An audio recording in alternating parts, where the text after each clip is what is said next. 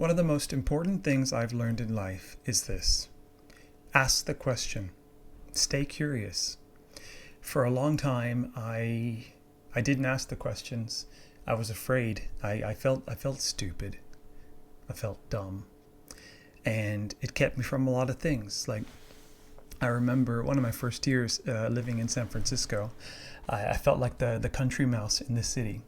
And I was dating this guy, let's call him Al, right? And he was really smart. And all of his friends were really smart. And we were out at dinner one night, and about 6 or 8 of us sitting around a table, and they're going on and talking about politics and religion and social issues and just really, really smart things that I didn't know anything about. And I remember thinking to myself, just chastising myself, like, Jesus, you should at least like read the paper every day, or just like watch the news. You're so stupid. And I kept my mouth shut. I felt so small the entire dinner. And eventually I did break up with Al because I was intimidated by him. I was intimidated. So I carried this with me, this feeling of being stupid for a really long time. And in fact,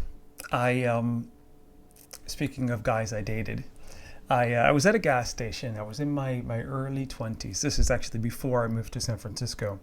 And I picked up this guy. I was just like, hey, you're good looking, you're handsome. What's your name? And he says, Matt. And so I said, hey, Matt, where are you going? What are you doing? And he's like, oh, nothing.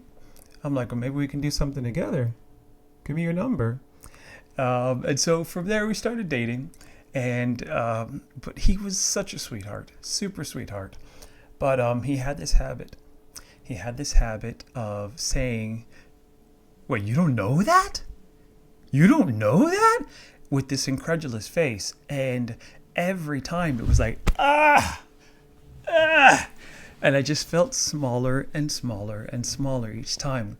So I learned that it was unsafe to ask the question. I kept my mouth shut.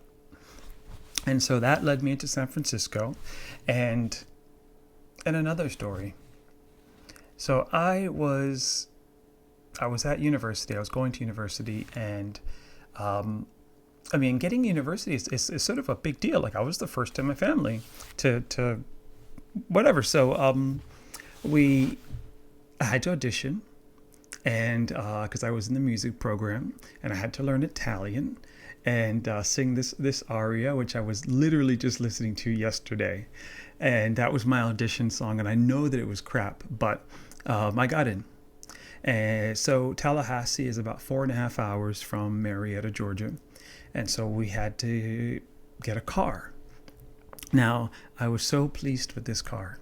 I was so happy about this car because it symbolized freedom for me. It symbolized adventure and a place to jam out, that was private, with my music loud and just feeling cool.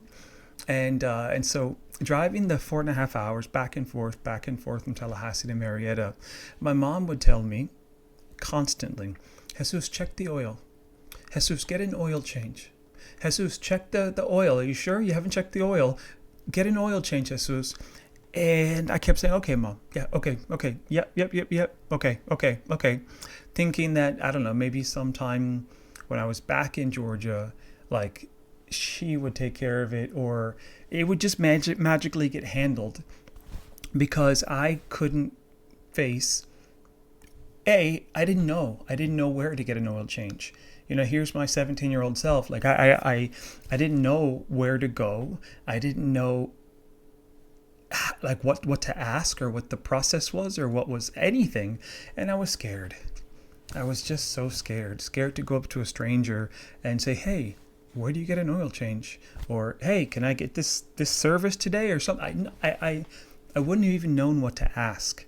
And I was trapped by that for a really, really long time. But I realized something. Like, thinking about that dinner,